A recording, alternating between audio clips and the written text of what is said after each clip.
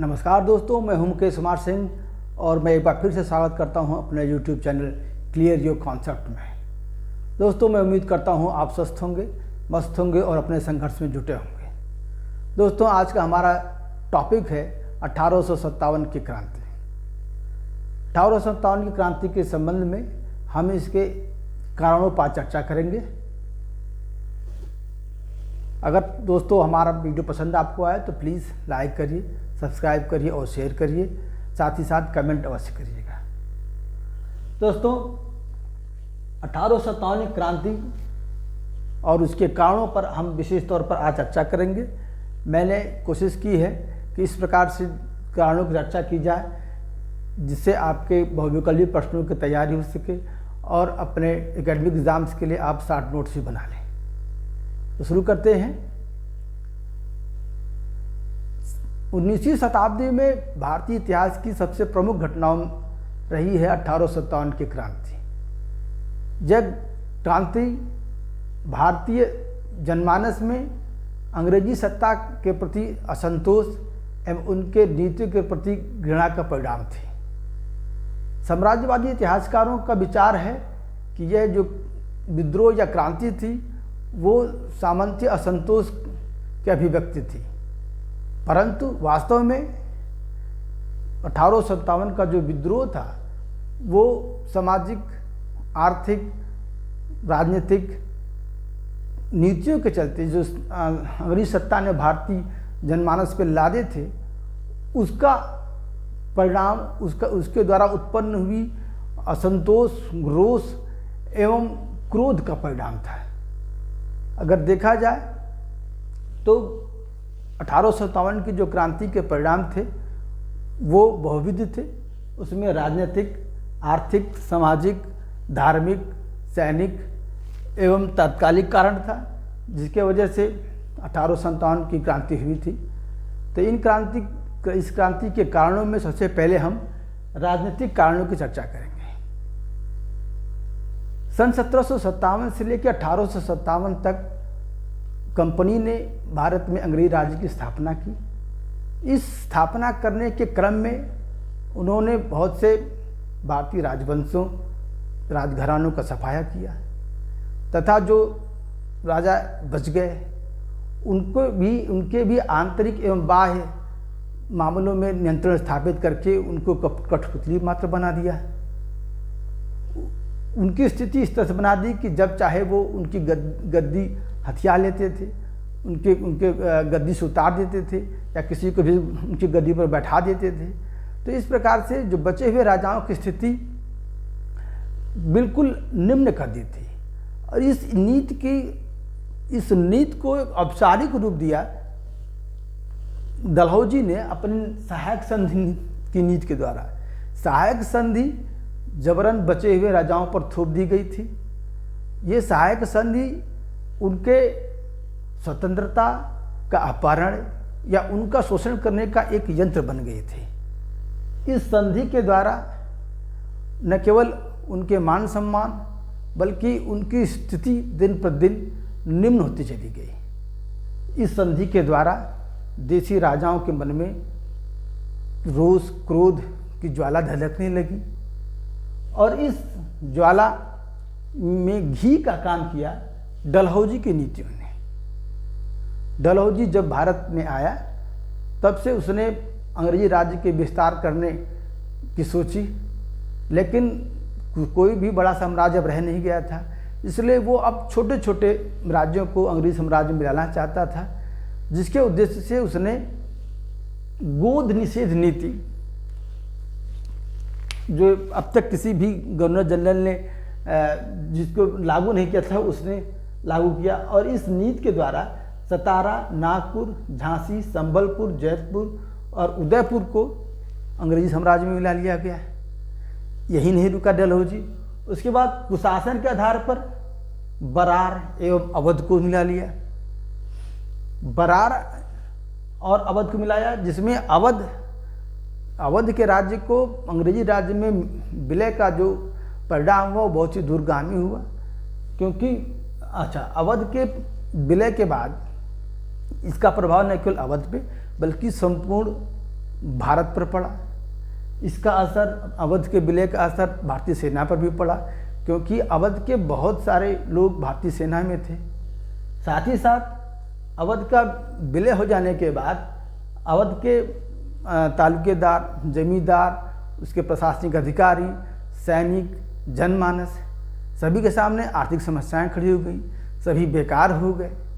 साथ ही साथ अवध के विलय हो जाने के पश्चात देशी राजाओं में भी भय फैल गया, उनके भी आशंका हो गई। उनको अब लगने लगा कि हम चाहे कितने ही स्वामी भक्त क्यों न हो, अंग्रेज़ों के हमारी रक्षा नहीं हो सकती, हमारे राज्य को कभी भी छीना जा सकता है। क्योंकि अंग्रेज अपने संधियों का, चाहे वो मौखिक हो चाहे लिखित हो, उन पर वो जो है उस पर वो लागू नहीं करते थे। जब जो जैसी इच्छा होती थी वैसा कदम करते थे। तो अवध के विलय के बाद देशी राजाओं में एक भय एवं आशंका फैल गई कि हमारा राज्य कभी छीना जा सकता है। उनको अपने आप को सुरक्षा करने के लिए तत्पर रहना चाहिए। उनकी इस घटना ने उनके अंदर असंतोष भर दिया, क्रोध भर दिया। डलहौजी यही नहीं रुका, उसकी अन्य जो नीतियाँ थी वो और घातक साबित हुई। जैसे पदों एवं पेंशनों की समाप्ति, डलहौजी का अगला कदम था पदों एवं पेंशन समाप्ति। इसके तहत कर्नाटक के नवाब तथा तंजौर के राजा का पद उसने समाप्त कर दिया। साथ ही साथ पेशवा बाजीराव द्वितीय के दत्तक पुत्र नाना साहब की पेंशन उसने छीन ली, पेंशन बंद कर दी। इसका परिणाम ये हुआ, नाना साहब अंग्रेजों से कुपित हो गए, उनसे रुष्ट हो गए, और इसीलिए उन्होंने जो है 1757 की विद्रोह में, क्रांति में एक महत्वपूर्ण भूमिका निभाई। साथ ही साथ आगे बहादुर शाह, अंतिम मुगल सम्राट बहादुर शाह जफर के साथ अंग्रेजों ने व्यवहार किया, वो हिंदू और मुस्लिम दोनों ही जनता में उसके घटना के कारण क्रोध जन्मा, सबके अंदर रोष पैदा हुआ। मुगल बादशाह बहादुर शाह जफर चाहे एक निर्बल बादशाह था, लेकिन फिर भी एक छत्र भारत का वो बादशाह माना जाता था। लोगों की उसमें बहुत ही श्रद्धा थी, लोग इसकी इज्जत करते थे। लेकिन डलहौजी बादशाह के पद को भी समाप्त करने के लिए उद्यत हो गया। उसने 1849 में ये घोषणा की कि बहादुर शाह का उत्तराधिकारी फकीरुद्दीन अब वो लाल किला छोड़ना पड़ेगा और कुतुब मीनार के पास रहना पड़ेगा। इस संबंध में लॉर्ड कैनिंग डलहौजी से एक कदम और आगे बढ़ गया। उसने 1856 में ये घोषणा की कि बहादुर शाह जफर के बाद उसका कोई भी उत्तराधिकारी बादशाह की पदवी को धारण नहीं कर सकता। इस प्रकार से अंग्रेज़ों ने ये कोशिश की कि मुगल वंश समाप्त हो जाए। इसके कारण लोगों में क्रोध, भय और जो है घृणा की भावना भर गई और विद्रोह करने के लिए लोग प्रेरित हुए। तो ये प्रमुख राजनीतिक कारण थे। उसके बाद हम चर्चा करेंगे आर्थिक कारणों की। तो आर्थिक कारण भी 1857 की क्रांति का एक महत्वपूर्ण कारण थे। जैसे ही अंग्रेज भारत में आए, उनके आने के बाद ही उन्होंने भारत की लूट मचानी शुरू कर दी, क्योंकि उनका उद्देश्य ही था कि भारत में अधिक से अधिक पैसा कमाएं, भारत के संसाधनों का इस्तेमाल करें। इसीलिए उन्होंने भारत पर कब्जा भी जमाया था। तो उनकी आर्थिक नीतियाँ इस प्रकार से थी कि भारतीय अर्थव्यवस्था, जो भारत की निजी अर्थव्यवस्था थी, स्थानीय अर्थव्यवस्था थी, उसको नष्ट किया जाए या उनके संसाधनों का अपने लिए उपयोग किया जाए। इसमें अगर देखा जाए तो खासतौर पे अंग्रेज़ों द्वारा शुरू की गई मुक्त व्यापार की नीति ने भारतीय अर्थव्यवस्था को चौपट किया। भारतीयों के कपास को खरीद के वो अपने यहाँ ले आते और मशीनों द्वारा सस्ता कपड़ा बना कर लाते और सस्ते दाम पर बेचते, जिसके कारण भारतीय वस्त्र उद्योग चौपट हो गया। भारतीयों के कुटीर उद्योगों को उन्होंने नष्ट किया एक एक करके। इसी संबंध में प्रसिद्ध अर्थशास्त्री कार्ल मार्क्स का यह कहना था कि यह अंग्रेज घुसपैठिया था जिसने भारतीय खड्डी यानी लूम, जिस पे कपड़ा बनता है, को तोड़ दिया और चरखे को नाश कर दिया। चरखे का नाश कर दिया। कार्ल मार्क्स जर्मनी के बहुत बड़े वो अर्थशास्त्री थे कार्ल मार्क्स, समाजवाद के जनक। उनका यह मानना था कि अंग्रेज ही वो थे जिन्होंने भारतीय वस्त्र उद्योग को समाप्त किया। उस भारत के वस्त्र उद्योग को जो सदियों से दुनिया भर में अपने कपड़े निर्यात करता आया था, उसका नाश करने में, उसका नष्ट करने में अंग्रेज़ों का हाथ था। साथ ही साथ अंग्रेज़ों की अन्य जो आर्थिक नीतियाँ थीं, औद्योगिक नीति को छोड़ करके, वो भी अत्यंत कष्टकर एवं अलोकप्रिय थी। खासतौर पे तालुकेदारों के साथ उसके उसने जो कार्य किया, जैसे मुंबई में इनाम कमीशन के द्वारा लगभग 20,000 जागीरों को जब्त कर लिया गया। इसी प्रकार से जैक्सन जो एक अवध का अधिकारी था, उसने अपनी रिपोर्ट में अवध के तालुकेदारों की भूमि के स्वत्वाधिकारों की जांच की जाए, इस बात का रिकमेंड किया था उसने, तथा स्थानीय सैनिकों की छटनी की जाए, इस बात की उसने रिपोर्ट दी, जिसके कारण अवध के कई तालुकेदारों को अपनी जागीरें खोनी पड़ी थीं। साथ ही साथ अंग्रेज़ों के आर्थिक नीतियों के कारण भारतीय दस्तकार, भारतीय शिल्पकार, कृषक या मजदूर वर्ग सबकी स्थिति दिन पर दिन दयनीय होती चली गई। जमींदार भी शामिल थे, भूमिपति वर्ग भी जो थे वो भी, उनकी स्थिति दयनीय होती गई, क्योंकि उनके जो है संपत्ति छीन ली गई थी। साथ ही साथ अंग्रेजी सरकार ने सदियों से चली आ रही धार्मिक या शैक्षिक संस्थाओं को मिलने वाली कर मुक्त जमीन को भी कब्जा कर लिया। इसका एक उदाहरण है झांसी में लक्ष्मी देवी के मंदिर की जो ग्राम कर मुक्त ग्राम जिसे मिला था, उसको उन्होंने हस्तगत कर लिया। ऐसे ही कई उदाहरण हैं जिसमें ऐसी ज़मीनों को जो पहले के राजा महाराजाओं ने या नवाबों ने दी थी संस्थाओं को, उसको उन्होंने जब्त करना शुरू कर दिया। तो इस प्रकार से इनकी आर्थिक नीतियों ने 1857 की क्रांति में एक बहुत बड़े साधने का काम किया, असंतोष की भावना उत्पन्न की। बल्कि यूँ कहें आर्थिक नीतियाँ तो ऐसी थी कि पूरे देश के प्रत्येक वर्ग को उन्होंने प्रभावित किया, उनको कमज़ोर बनाया। इसलिए सबके अंदर रोष की भावना, क्रोध की भावना, असंतोष की भावना ने जन्म लिया। इसके बाद हम देखेंगे सामाजिक कारण। सामाजिक कारणों में भी बहुत बड़ा योगदान है भारतीय स्वतंत्रता संग्राम, राष्ट्रीय क्रांति के लिए। प्रथम स्वतंत्रता संग्राम 1857 जो क्रांति थी, उसका एक प्रमुख कारण है सामाजिक कारण। अंग्रेज हमेशा से भारतीयों के प्रति तिरस्कृत भावना, अपमानजनक व्यवहार किया करते थे। भारत अपने आप को उच्च समझते थे, उच्च कुल का समझते थे, भारतीयों को निम्न या काला समझते थे, घृणा करते थे। चाहे भारतीय कितना ही सम्मानित व्यक्ति क्यों न हो, जैसे राजा राम मोहन राय सम्मानित व्यक्ति थे, उनके साथ भी अपमानजनक व्यवहार किया अंग्रेजों ने। इसके संबंध में sir Thomas Munro 1817, sir Thomas Munro एक अंग्रेज अधिकारी थे, 1820 में ये मद्रास के गवर्नर बन रहे। उन्होंने लिखा है, विदेशी विजेताओं ने भारतीयों पर बहुत अत्याचार किए हैं। भारत में बहुत से विदेशी आए, चाहे वो मुग़ल हो, चाहे तुर्क हो, तमाम लोग आए, बहुत अत्याचार किए हैं, परंतु उनमें से किसी ने भी इन्हें इतना हे नहीं माना जितना हम मानते हैं। यानी यह एक अंग्रेज की स्वीकारोक्ति है कि अंग्रेज किस प्रकार से भारतीयों को तुच्छ समझते थे, निम्न समझते थे। तो इसकी वजह से भारतीयों के मन में इनके प्रति घृणा फैल गई। अगर ये हमसे घृणा करेंगे तो हम भी इनसे घृणा करेंगे, सीधी सी बात है। असंतोष की भावना भर गई, जिसने एक और स्वतंत्रता संग्राम का कारण पैदा किया इस सामाजिक कारण ने। साथ ही साथ अंग्रेज हिंदू या मुस्लिम धार्मिक रीति रिवाजों की उपेक्षा करते थे, उसका जो है उसके माहौल उड़ाते थे।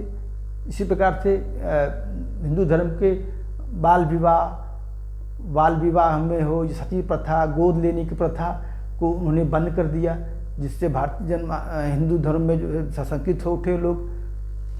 और साथ ही साथ इन्होंने अन्य तमाम जो धार्मिक रीतियाँ थीं उनमें इन्होंने हस्तक्षेप किया, जिससे ये सामाजिक कारण रहे। और साथ ही साथ ये अंग्रेज़ों ने हमेशा भारतीयों को तुच्छ नज़र से देखा, उन्हें घृणा की नज़र से देखा, तिरस्कार की भावना से देखा। इसलिए सामाजिक कारण भी एक प्रमुख कारण है 1857 क्रांति का। दूसरा कारण देखते हैं हम धार्मिक कारण। धार्मिक कारण एक बहुत ही प्रमुख कारण है, क्योंकि व्यक्ति एक बार की राजनीतिक और आर्थिक अन्याय सहन कर लेता है, लेकिन धार्मिक रूप से अगर उस पर आक्षेप किया जाए तो उसको बर्दाश्त नहीं करता, उसके लिए वो लड़ता है, उसके अंदर क्रोध घृणा भरती है। अगर इसके संबंध में देखा जाए, मेजर एडवर्ड्स इनका कथन है, भारत पर हमारे अधिकार का अंतिम उद्देश्य देश को ईसाई बनाना है। यानी भारत जिसमें हिंदू और मुस्लिम धर्म के मानने वाले रहते थे, उन पर ईसाई बनने का खतरा उत्पन्न हो गया। अंग्रेजों ने बहुत से ऐसे कार्य किए, जैसे पादरी वर्ग हो या मिशनरी वर्ग हो, उनका उद्देश्य ही था भारत के लोगों को ईसाई बनाना, ईसाई धर्म का प्रचार प्रसार करना। लॉर्ड विलियम बेंटिक ने 1850 में एक कानून लाए, जिसके अनुसार धार्मिक परिवर्तन यानी धर्म परिवर्तन करने के बाद पुत्र को अपने पिता की संपत्ति से वंचित नहीं किया जा सकता। जबकि ऐसा नियम नहीं था। अगर कोई भी धर्म परिवर्तन करने जाता था तो वो जाति बहिष्कृत हो जाता था, उसका घर में कोई घर में संपत्ति पर कोई हक नहीं होता था। लेकिन बेंटिक ने एक ऐसा अधिनियम पारित किया कि अगर कोई व्यक्ति धर्म परिवर्तित कर लेता है तो उसे अपनी पिता की संपत्ति में हक मिलेगा। यह स्पष्ट इस बात का संकेत था कि किसी को भी ईसाई धर्म अपनाने के लिए प्रेरित करने का। साथ ही साथ धार्मिक कारणों में अन्य भी कई धार्मिक यहाँ तक कि कंपनी का जो अध्यक्ष थे मैंगल्स, उन्होंने भी इस बात को कहा कि देवयोग से भारत का विशाल क्षेत्र हमें प्राप्त हुआ है, तो हमारा ये उद्देश्य बनता है कि भारत के कोने कोने में हम ईसाई धर्म की पताका लहराएं। तो यूँ कह सकते हैं कि भारतीयों के भाई कोई बात छिप तो सकती नहीं है, धीरे धीरे स्पष्ट होने लगी कि ये चाहते हैं कि भारतीयों को ईसाई बनाएं। इन्होंने तमाम संस्थाएं खोली, जिसका उद्देश्य था धार्मिक क्रियाकलाप के द्वारा ईसाई धर्म का बढ़ाना। जो अंग्रेजों ने स्कूल खोले, उसमें बाइबल एक अनिवार्य विषय के रूप में शामिल किया गया। उन स्कूलों में, उन संस्थाओं में ईसाई धर्म की सर्वोच्चता पर बल दिया जाता था। वहीं हिंदू और मुस्लिम धर्म के धार्मिक धर्म पर आक्षेप किया जाता था, उसका मखौल उड़ाया जाता था धार्मिक कारणों से, जिसके वजह से धर्म पे आँच आने के भय से लोगों के अंदर क्रोध हुआ। साथ ही साथ जिन राज्यों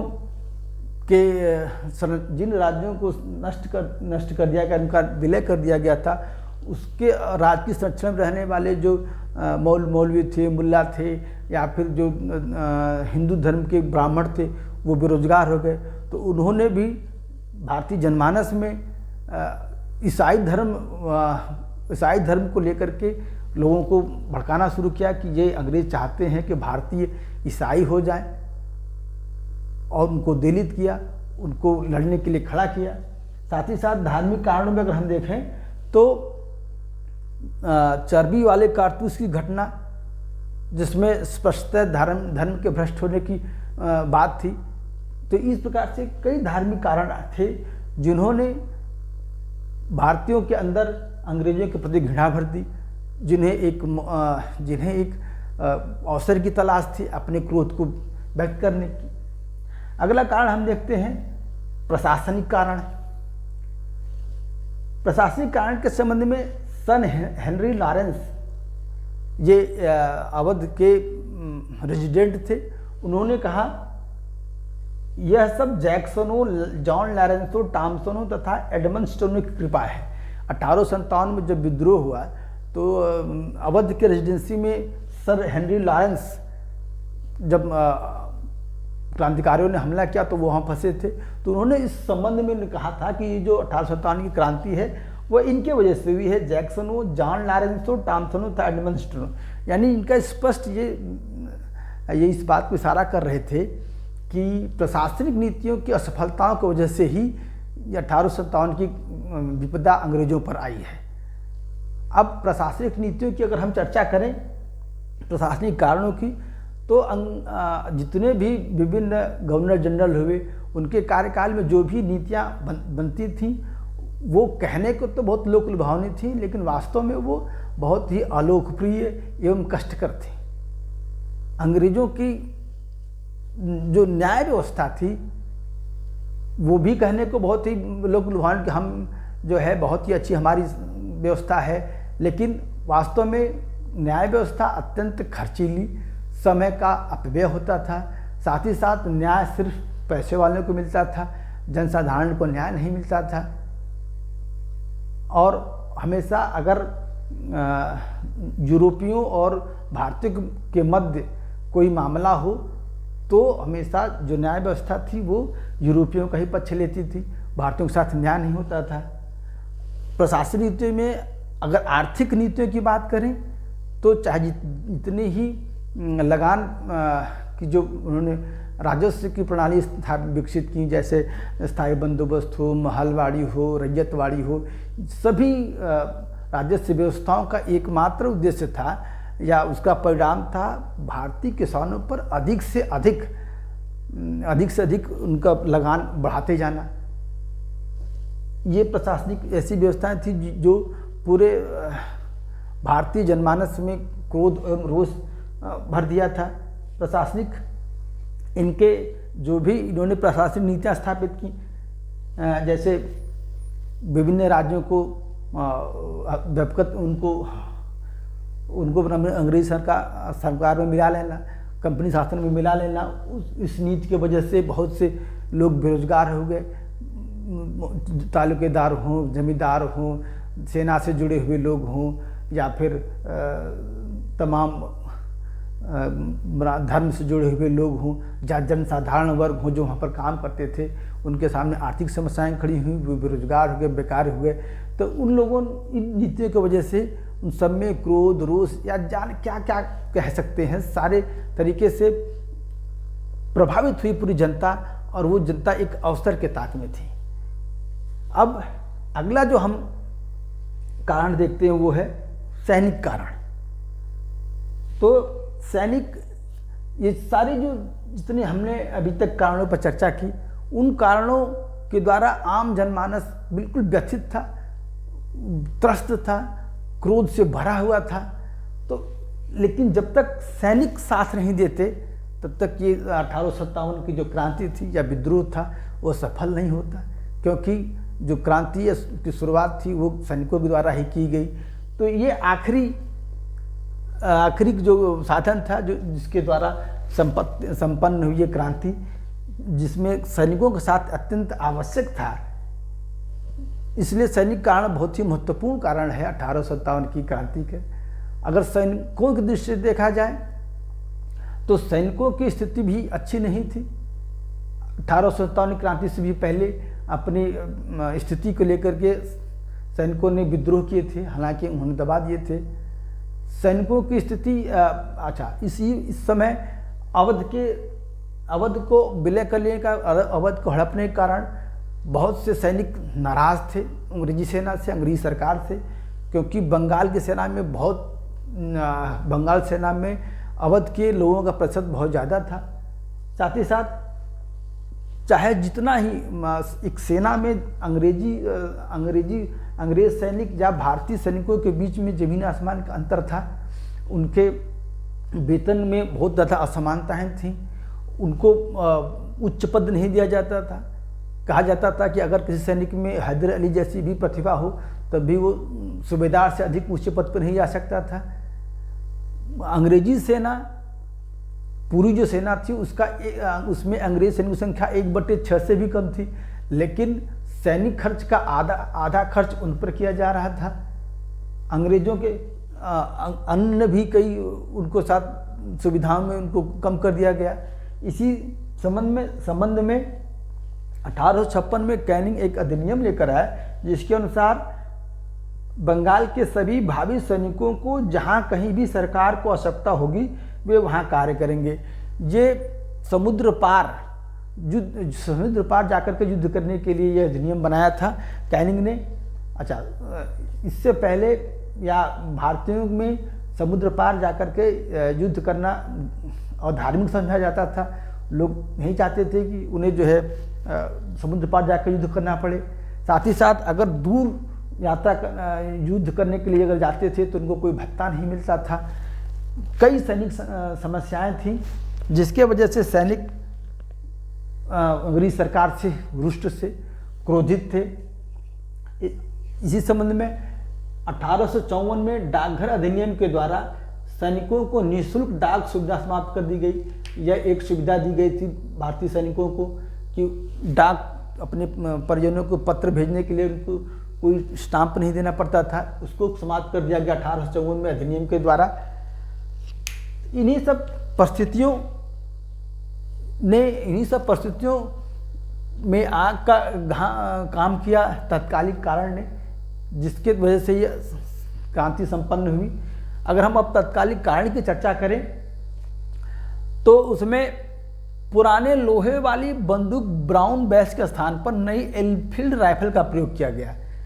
1856 में जो पुरानी बंदूक होती थी जिसका नाम था ब्राउन बैस, उसके स्थान पर एक नई राइफल आई जिसका नाम एनफील्ड था। उस एनफील्ड राइफल का जो कारतूस होता था उसे दांत से काटना पड़ता था। बंगाल की सेना में ये अफवाह फैली कि वो जो कारतूस है उसमें गाय और सूअर की चर्बी मिली हुई है, जिसके कारण सैनिकों में ये रोष फैल गया कि ये अंग्रेज सरकार हमारा धर्म भ्रष्ट करना चाहती है। अच्छा, जो नवी राइफल का प्रशिक्षण स्थल थे वो दमदम, अम्बाला और सियालकोट में प्रशिक्षण स्थल बनाए गए थे। गाय और सूअर के चर्बी के हालांकि इतिहास में अफवाह पढ़ते हैं, लेकिन इसके संबंध में वी.ए. स्मिथ एक विदेशी इतिहासकार हैं, विंसेंट स्मिथ, उनके अनुसार गाय और बैलों की चर्बी वास्तव में ही वुलविच आर्सेनल में प्रयोग की जाती थी। इनका ये कथन है, इन्होंने कहा था कि वास्तव में गाय और बैलों की चर्बी का इस्तेमाल हो रहा था, जो इस बात को पुष्ट करता है कि चर्बी वाले कारतूस की जो घटना थी वो सही थी। अब ऐसी परिस्थितियों में सैनिकों ने कहा, सैनिकों में ये बात फैल गई कि कंपनी औरंगजेब की भूमिका में है और सैनिकों को शिवाजी बनना होगा। यानी अपनी स्थिति में सुधार के लिए, अपने हक के लिए अब हमें शिवाजी बनना पड़ेगा और औरंगजेब बन चुकी है कंपनी। इसके कारण से इन सभी कारणों को अगर हम देखें तो ये कारण प्रमुख रहे 1857 की क्रांति के लिए। दोस्तों, आज में यहीं तक।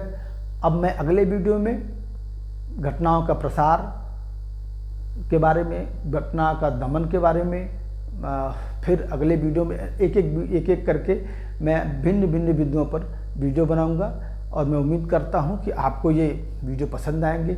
और प्लीज़ अगर पसंद आए तो मेरे चैनल को सब्सक्राइब करिए, लाइक करिए और शेयर करिए। धन्यवाद। नमस्कार।